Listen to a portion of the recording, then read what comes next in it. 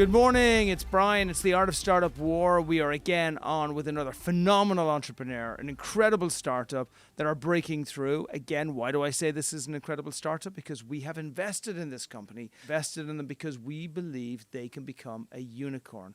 Mohammed, welcome to the show. We are going to talk about Office Kit, and we're going to talk about how you are revolutionizing the way human resources is actually done.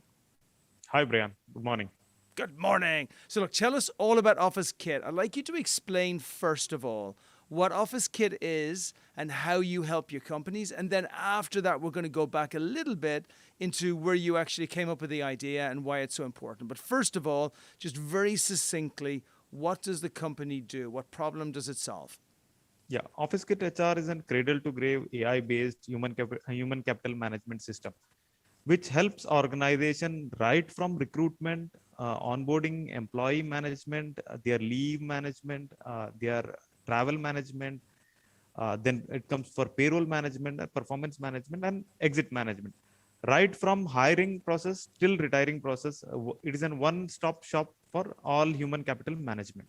And this is what I love so much about you. It's the aggression, the ambition, how audacious it is to even think of doing what you're doing. So people who would have been listening to it would have explaining that they would have thought, okay, people management, capital management, expense management, travel management.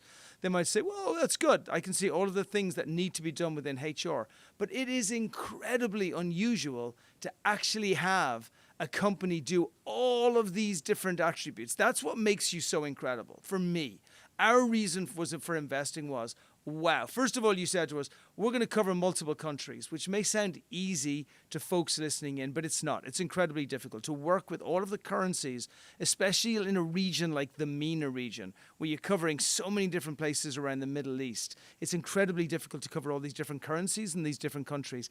Then to actually build in not just the payment of the employees, which is relatively basic, managing every single aspect of how that company interacts with the company from cradle all the way through to the grave of that employee is incredibly ambitious. Talk to us a little bit about how you decided to take on such a huge project and maybe what some of your original challenges were. Yeah, Brian, this started way back in 2016 when we built a product called Wages Production System, which was mainly for financial transactions in UAE Central Bank. Okay, when we started working on this product, we got an opportunity to work with a lot of organizations which were managing employees through multiple systems. Almost on average, they had 4 or 5 systems in an organization to manage their workforce. So this actually put us a thought to build a system which actually caters all these 4 or 5 systems in a single system, which will reduce their dependency on multiple systems, data lying scattered. With this was the thought which prompted us to build a single window HR system. Okay, and just because of this, the problems majorly the organization facing were data lied scattered for them. Even generating a small analytical reports was very tough. Okay, and maintenance of system were very costly. So these were the reasons which prompted us to build Office Kit HR. Because this doesn't exist before Office Kit came to market, right? Previous to Office Yes. Kit, you had multiple different systems doing lots of different things. And I can tell you, as an employer, it is a nightmare working on all of these multiple systems to try and do it. The only solution actually is to hire other people outside to actually run these systems for you, which is incredibly expensive and really difficult for an early stage company. Talk to us about the challenges of building something like this, because you built really 5 companies inside one company, because Right. each one of them had their own incredibly difficult and intricate form of development that was required to make sure that you could give the right user experience to the customer. See, when the building of this Office Kit HR was a huge challenge for us. Basically, each module itself was very large. So it was, most of the technological and human consuming, resource consuming software process. So this was one of the challenge. Second thing, advantage which we got for us was, we got a client signed just before building the software. Okay.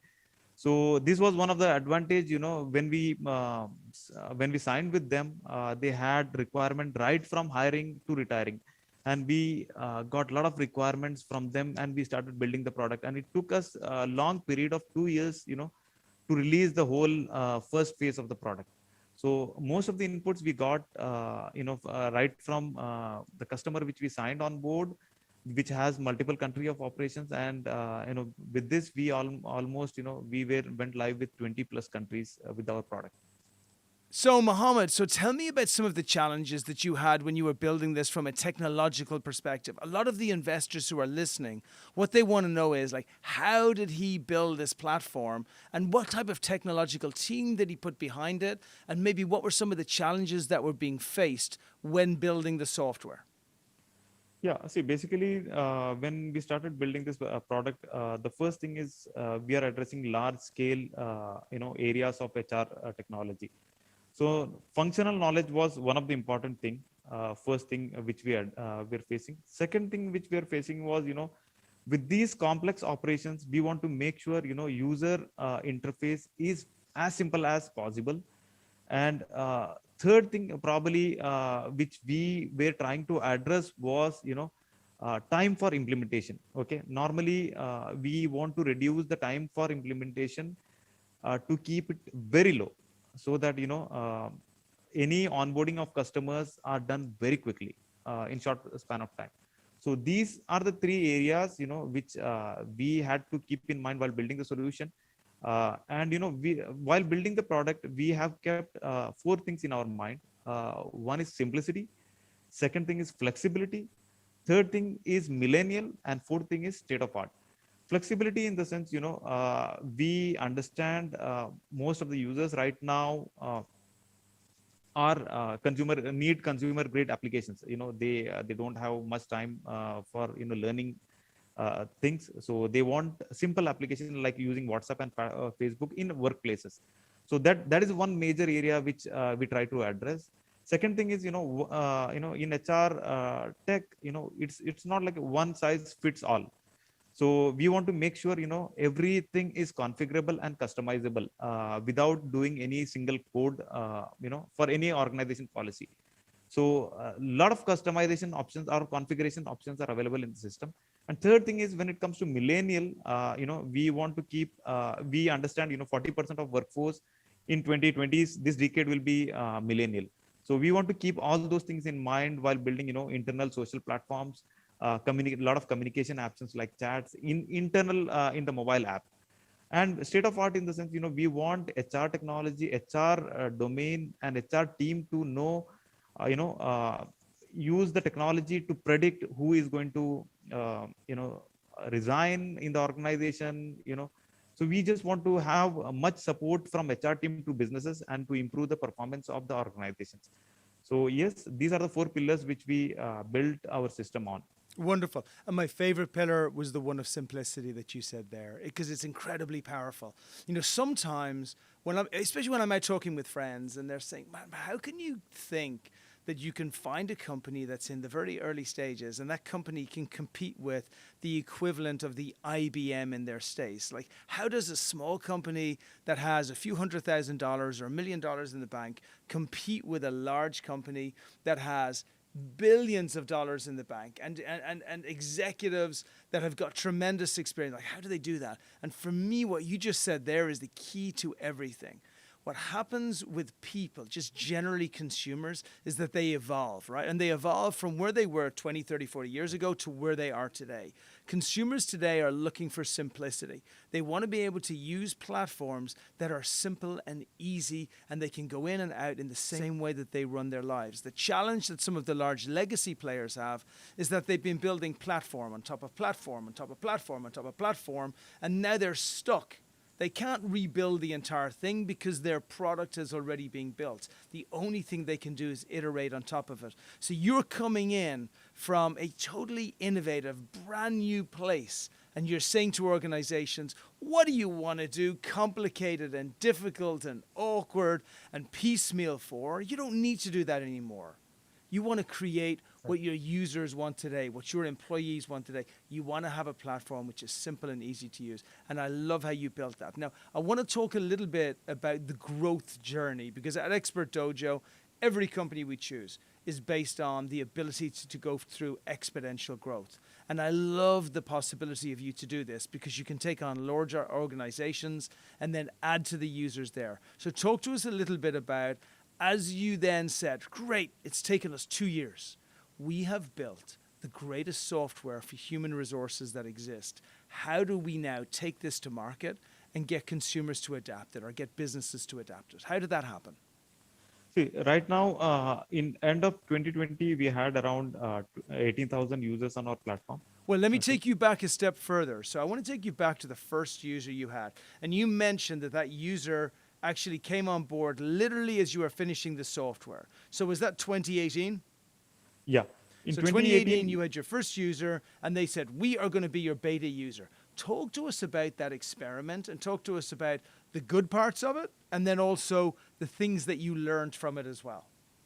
See, in 2018, we had a plan. We even didn't had complete developed software. Okay, we just had to be in one of the expo in Middle East, and we presented our thought to this customer. It was one of the largest business house in Middle East. Wow. So we just presented our idea to them. You know, they were immediately impressed with their idea, and they gave us a green signal to go ahead. It took 2 years for us to build the whole idea, and you know, they almost replaced 40 plus system in their organizations with our one single system. Incredible. So that was great achievement for us. So, and 3 years now, they are very satisfied customers with us, with almost around 6,500 employees of that organization on board on using our platform. That was a big deal. Were you afraid at any? No, let me rephrase it. Were you terrified at any point, because you had just built the software? You were still in the middle of completing it. You have a huge organization. We're not talking about 20 people or 15 people. We're talking about like growing to 6,500 people. How challenging was it building it for that first customer? Yeah, I mean, that was really challenging, but the problem for client, which we are talking about, for them, it was very critical.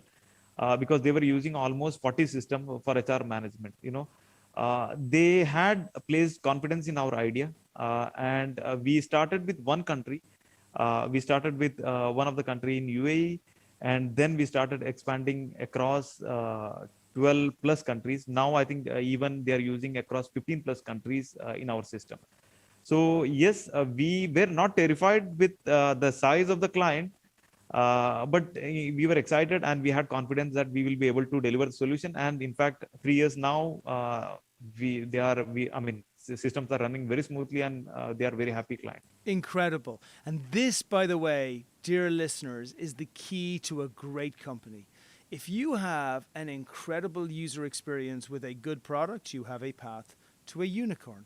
If you have a poor to mediocre user experience with an incredible product, you have the path to nothing. User experience is everything. So I want to talk about, and I love how you grew them and you built them and you partnered with them and you were honest with them about the beginning of what your stage was, but you slowly chipped away at the awful legacy systems that they had in place, so you can replace it with one beautiful seamless system. So their requirements were, they wanted to be able to pay and manage employees in multiple countries. You were able to do that. That was a huge solution. They also wanted to be able to onboard employees in a really simple way, whereby the platform became kind of a living organism rather than having it as a static place where maybe you would keep some notes on the employees. You also wanted to manage their entire expense management on the system as well. Were there other features that you were providing with them as well? Yeah, basically they had a performance management system, which was lying spread across. We replaced their performance management system. Employee database management was lying on, again, separate system. Employee asset management was lying on separate system. They had employee travel management, which was again lying on separate system. So we actually unified the whole user experience on a single mobile. Beautiful. For users, it was a single click for any workforce related or employee related management system was on single phone. So Beautiful. Incredible. So very powerful. And look, anybody listening in here, you know how powerful this is. How many companies are there in the world? Like lots. It's everything. It's 50 unicorns over if you get this right. How many of them need better human resources management system? All of them. And the fact that they've just started in the Middle East is just the beginning. This is going to spread all over the world. So you got this first client in, they grew it up to over 6,000 seats in their organization. What's happened over the last year or so as you've managed to get the product totally stabilized, ready? You've learned what you needed to learn from this first beta customer. Talk to us about how you've been growing the customers, because what our investors are listening to is how does this company grow from that 6,000 users to 100,000 users? And then how do you grow from 100,000 users to 1 million users? yeah, since as I said, the first customer, one of the first customer which we received was very complex in nature, and we were able to satisfy all the complexity of that organization. It was easy for us, to acquire further, customers. So right now in the month of July, we are at 35 paying customers with us. Okay. Mm-hmm. In 2020, we had almost 14 customers. 14 customers. Wow. So Fantastic. And how many seats is that, Mohammed? yeah, it was 18,000 users in 2020, Mm-hmm. and right now we have around 27,000 employees on our platform. So last 6 months, it has been very fast growing for us. Even though we had an issue of pandemic, there were markets were almost closed. There have been a lot of lockdowns. But even with those conditions, the customer acquisition pace for us was almost 100% growth. So that was the thing which we had in last 6 months from January to July. Incredible. So if you went to 18,000 seats at the end of 2020, and by the way, you mentioned the pandemic in passing. I think, with the pandemic, there were certain companies that just had no chance of making it through, and I feel terrible for those companies. And then you have these other two subsets of companies. One that actually took the pandemic and made their company better and stronger and grew from it, and then other people who faded away and they just couldn't break through even though they had opportunity. You just sat in that beautiful group of people that took the pandemic, you owned it, you used it as a reason why organizations needed to do this quicker. You built in the urgency so that they could actually make sure that they got a better service out of it and that you grew faster. So congratulations. It is the make of a man or a woman when you can deal with adversity like this and get over it, and you did it magnificently. So here's what I'd like to know. You grew from the previous year to last year from 6,000 users to 18,000 users, right? That is a 300% growth. You are now at 18,000 users and you've hit 27,000 users. What do you think you're going to get to by the end of this year? And let's look at what percentage growth that's going to be this year. See, right now, our target by 2021 is to reach 100,000 users, and we are here at 27,000 users, and 22,000 users are already in pipeline. So that means we have almost 55,000 users in our hand. Okay. Now we are trying to build rest 45,000 users for 2021. So yes, this is what our target is for 2021. So those of you who can see me and you see me smiling, well, you see me smiling as an investor because I'm thinking to myself, 500% growth, 300% growth from 2019 to 2020. Good, massive thumbs up. 500% growth plus from the end of 2020 to the end of 2021. That, my friends, is not growth of a unicorn. That is quicker than growth of a unicorn, because here's what's so beautiful, and this is what really gets me going with the companies that we get to invest in Expert Dojo. The challenge that we saw in the market as an investor was that large institutional investors were just investing in companies that had the ability to raise money. That was their gig, right? We find a company, they can raise money, we use that money to buy Facebook ads. We don't want that. We want to find beast entrepreneurs, people who grab opportunity by their hand and they say, we don't care how much we raise because we're going to grow at exponential rates irrespective. And all of our focus is going to be on raising. And that's what I love about Mohammed. Like these growth numbers that he's coming out with, they are way beyond what is required for a company to be able to break through on the global stage. And I love how this unrelenting focus on growth just hasn't stopped all the way through. So as an investor, obviously, I'm really happy. And then to get this growth, how much money have you raised? I know you haven't had a huge amount of focus on raising, which I love. Your focus has been on growth. But how much money have you raised and how much money are you going to raise ongoing? Yeah, right now we have not raised. This is our first investment we are trying to raise, and we are looking at 1 million USD, and to reach this target of 100,000. And our next plan is in 2022. We are targeting around 500,000 users, and we have set a goal of 1 million users by end of 2023. Come So on, that's what I love. Yeah, 1 million users by 2023. And 1 million users by 2023 is game over. The competition is ended. Office Kit win. Everybody else should leave the arena. So I love your focus. I love your metric focus. I love that you have so specifically, I bet you know the date, the month, and you know the date when you want to be able to hit these numbers. And the fact that you haven't raised any money whatsoever, or really, you raised a couple $100,000 and you raised money through us and through other people, but you haven't had to go for big money to get to this type of growth. It shows the absolute opportunity that you have there. And how are you going to do that, Mohammed? So by the way, raising, and for investors listening in, I hope what you're noticing here is, look, Expert Dojo focus on two things, right? Number one, incredible entrepreneurs who are focused on growth, growth, growth, growth, growth. They do it on a basis of phenomenal user experience, and then all they care about is growth. That's what we care about because we know that builds unicorns. Number two, we find great founders all over the world. We're not sitting here looking at Los Angeles and trying to find the one or two or three companies that are going to break through. We scour the world for great entrepreneurs. And we find folks that are based in India, they're expanding in the MENA region, that you other investors would never have seen out there. And we bring them to you. So now you know that Mohammed and Office Kit have got a round of $1 million. I think what they would like to know on top of that, Mohammed, is what are you going to use that money for? And let's say, what difference does it make to your target of 100,000 users at the end of the year if you raise some of the money, all of the money, or more than that amount? see, basically, as I said, most of the complex part, which was building the product, which is ready with us right now.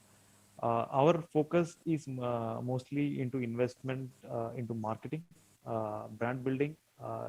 We already have an awesome team. We want to, strengthen this team.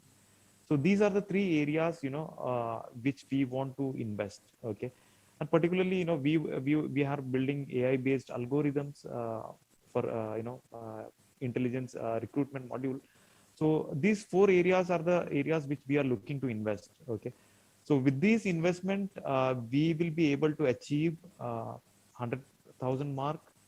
Which we said, 45,000, we are drawing a roadmap of closing this 45,000 gap of users, which we will be able to achieve it. And another target which we have set for this year is, to reach 1 million ARR by the end of this year. We are almost there with this lead in pipeline with almost 500,000 right now, which again, 500,000 is in short. So we are trying to close this gap of ARR. So by the end of December 2021, we are planning to reach 1 million ARR for the product. So we are going to use these funds to build this. So even though Mohammed used the word need, actually what you're hearing is the word want. Because companies who need something, it means that they couldn't make it to that number without being provided with the resources that investors would give. When companies say want, or they mean want, it means that they're going to make it either way. The only difference is going to be it's going to get there a little bit quicker, and it's going to get there with a little bit less stress and a few less white hairs on Mohammed by the time he makes it there. Product is built. It's in market. There's a huge retention strategy. What's your churn rate for customers? How many customers are you losing? See, right now, last 3 years, we have lost only two customers Ah, I out of love that. 35. Nobody's leaving. You know Yeah. why? It works. They like it. They're sticking with it and they're growing. So we have an amazing team. We have a team that have grown it. They've done it with hardly any money. We got customers who love the platform and they're staying on the platform and hardly anybody is leaving. We've got everything which leads us to that place where me as an investor, I am rubbing my hands and I'm saying, I'm going to make a little bit of money here. I'd like actually for everybody listening, I've mentioned the team is really good a few times. Maybe if you could talk a little bit about your background, give us a little bit of personal color, and then also talk about the other members of the team as well. See, myself and Mr. Harris are founders of this product, Office Kit HR. Mm-hmm. My entrepreneurial journey started in 2012. We started building a car rental platform for Middle East, particularly. It was a centralized platform. And in 2014, it was acquired by a Saudi-based company. Okay. And in Mm-hmm. 2015, we started building a product for Central Bank UAE, which is called Wages Production System. It was mostly into employee and employer financial transaction system.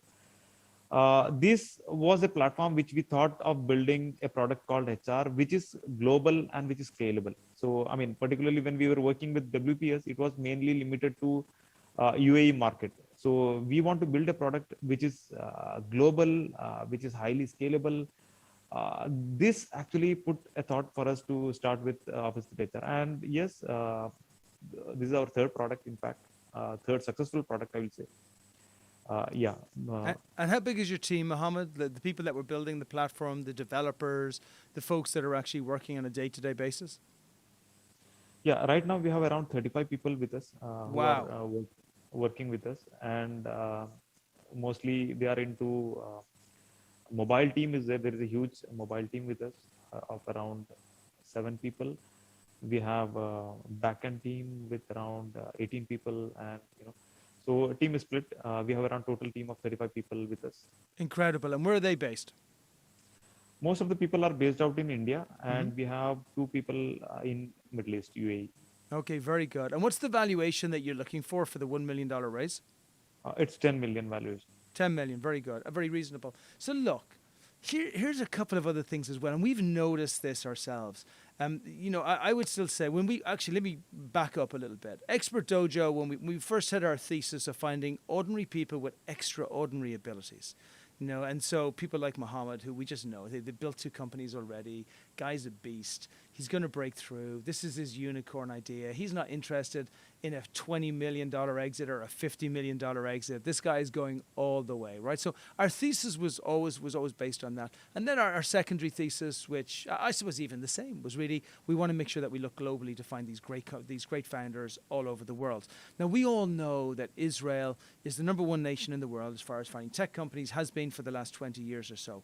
What people don't realize is the unbelievable skill level of Indian developers on building products which haven't been built before. And it's for a number of reasons that people don't notice. One, I think Indians are incredibly humble, and they've done a lot of this over the years very quietly without people noticing. And that's just my observation without wanting to generalize.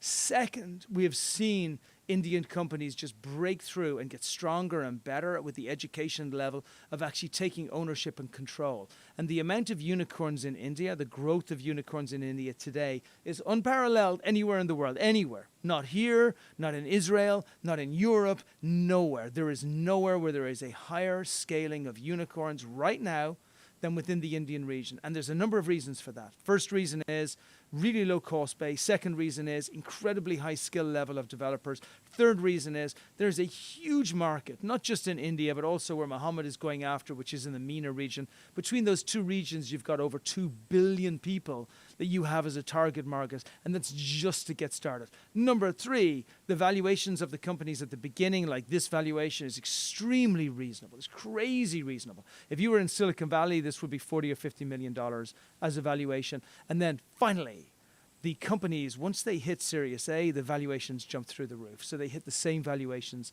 as the American companies. So I am extremely bullish about India. I'm extremely bullish about this company, and I feel great about what they're doing.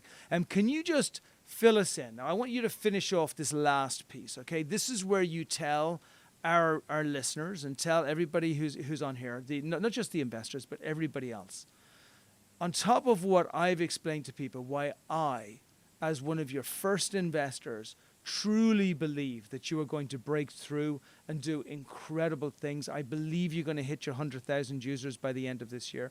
I believe you are going to hit your million users within 2 years. And I believe you're going to continue to grow and scale from there. And even though we know that nothing is certain in this world, I believe that you are going to build a billion-dollar company, and we're going to do great out of it. But people want to hear this from your lips. How are you so sure of what you're building?